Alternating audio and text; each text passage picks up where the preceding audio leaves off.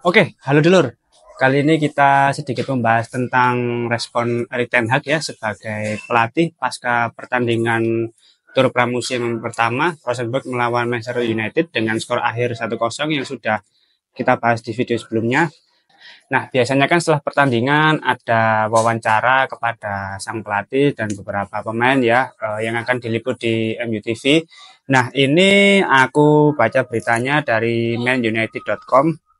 Nah, menurut Erik ten Hag, hasil bukanlah hal yang sekunder.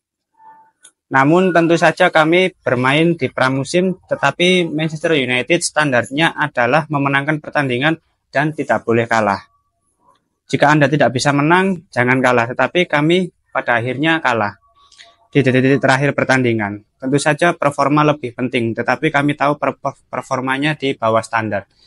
Selanjutnya dari Erik ten Hag, saya pikir ada begitu banyak tackle yang buruk di babak pertama. Saya pikir mereka menghentikan peluang yang sangat besar ketika kami berusaha untuk mematahkan serangan balik. Kami mendapat beberapa pukulan keras, tetapi saya pikir seperti yang saya lihat sekarang, mereka akan pulih untuk latihan besok. Selanjutnya, kita bisa bicara dan memperbaiki semua yang buruk, tetapi saya bukan orang seperti itu. Saya telah melihat bahwa ini bukanlah standar untuk sepak bola papan atas. Dalam sepak bola papan atas, kami memiliki standar yang jauh lebih tinggi. Sebagai individu, Anda harus memastikan diri Anda bugar. Saya tahu Anda tidak bisa bugar saat ini, jadi kami membutuhkan pertandingan ini untuk mencapainya. Saya tahu kami bermain melawan pemain yang sudah unggul. Mereka memiliki tingkat kebugaran yang jauh lebih tinggi. Tetapi kami tetap Manchester United dan pemain dari Man United harus tampil lebih baik. Nah, lalu Erik ten Hag juga memberikan responnya terhadap pemain muda ya. Ini salah satu statement dari Erik ten Hag terkait pemain muda. Itulah yang biasa saya lihat di United dan ini adalah kasusnya. Mereka ingin mendengarkan dan mereka ingin mentransfernya ke lapangan. Itu tidak berhasil hari ini. Tetapi sikap setelah Anda mentransfer dalam pelatihan mereka selalu mendengarkan. Tapi juga jelas hari ini bahwa mereka tidak menerapkannya ke lapangan.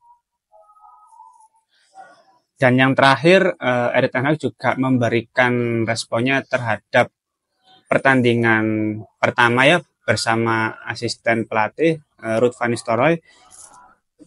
Dia berkata bahwa ia adalah manajer yang sangat ambisius dan memiliki keterampilan hebat sebagai manajer. Jadi ia akan membantu tim dan pemain secara individu. Ia akan membantu tim dalam semua fungsi tim dalam sepak bola, terutama dalam permainan menyerang dan menekan. Ya. Oke, itu tadi statement dari Erik ten Hag ya pasca pertandingan melawan Rosenborg, dan di sini bisa kita lihat bahwa memang untuk pertandingan pertama ya tentunya pramusim ini memang yang dikejar bukan sebuah hasil ya yang pertama tentunya karena para pemain ini masih perlu melakukan kebugaran. Nah, untuk mengejar kebugaran ya karena sudah lama tidak bermain secara profesional, terus butuh main fitnessnya ini perlu dibentuk lagi. Dan untuk pertandingan yang pertama ini ya memang kita yang kita fokuskan ya bukan pada hasil, melainkan proses untuk pengujian sebuah taktik, terus habis itu kebugaran, meningkatkan kebugaran, apalagi yang diturunkan juga para pemain muda. Jadi ya kita tidak bisa berharap lebih, dan kalaupun kalah itu menurutku wajar karena ini hanya sebatas pramusim gitu loh. Ajang untuk coba taktik-taktik baru yang sesuai dengan pemain dan skema pelatih seperti itu. Kalaupun kalah ya harapannya dengan kekalahan di tur pramusim ini nanti ketika Premier League sudah mulai, Europa League sudah mulai, Carabao Cup, FA Cup, ya harapannya pemain Manchester United ini sudah siap berkompetisi loh di semua ajang kompetisi di Inggris gitu loh. Lalu selanjutnya Erik ten Hag juga berkata bahwa ini bukan standar yang diharapkan. Ya, jadi dari permainan kemarin itu memang masih jauh ya dari standar Manchester United. Bisa kita lihat juga dari permainan kemarin bahwasanya dari yang sudah aku bahas di video sebelumnya secara statistik memang masih banyak yang kurang secara keseluruhan ya, secara keseluruhan. Jadi ya memang harus diperbaiki dan dievaluasi untuk kedepannya, karena ya sebagai pemain Manchester United ya mental kita harus mental seorang pemenang gitu loh, nggak bisa kita seperti itu. Maka dari itu, dari pramusim ini kita bisa sama-sama sama-sama melihat kemampuan masing-masing pemain dan pelatih lah. Terkait pemain muda ini kan Erik ten Hag kan juga melakukan penilaian ya terhadap pemain muda yang potensial nanti yang bisa dibawa ke tim utama ketika Premier League sudah berjalan. Tujuannya juga sebagai rotasi antar pemain ya, karena kan kita tidak mungkin ya kita ada kebutuhan pemain tapi selalu membeli pemain dengan harga yang cukup mahal. Itu kalau ada pemain akademi yang potensial dan bisa kita asah ya lebih baik kita tarik dari pemain akademi. Toh Erik ten Hag kan secara track record kan lihai dalam melihat pemain-pemain muda seperti itu untuk prospek jangka panjang. Jadi ya memang fokusnya bukan soal hasil sih, hasil kemenangan. Nah, lalu yang terakhir pengaruh Ruud van Nistelrooy. Nah, Ruud van Nistelrooy ini Erik ten Hag bilang kalau dia adalah seorang yang ambisius dan memiliki keterampilan yang hebat. Jadi ya sudah wajar sih, apalagi dia kan pernah menjadi pemain Manchester United juga ya di era tahun 2004-2005 sebagai seorang striker. Tentunya ini bisa menjadi pengalaman lebih yang akan diterapkan kepada pemain Manchester United saat ini gitu loh. Apalagi untuk pemain-pemain mudanya kan masih cukup banyak di lini depan. Seperti Rasmus Højlund, terus Joshua Zirkzee, Ethan Whitley yang kemarin bermain. Nah, itu kan nanti bisa dimaksimalkan ditempa oleh RVN yang secara pengalaman sudah lebih menguasai seperti itu. Jadi dia sudah memahami lah kultur yang di Manchester United ini seperti apa. Terus habis itu visi misi dari Manchester United ini seperti apa. Terus tuntutannya seperti apa. Jadi bisa saling bersinergi gitu loh antara RVN dengan para lini serang Manchester United untuk kedepannya ya.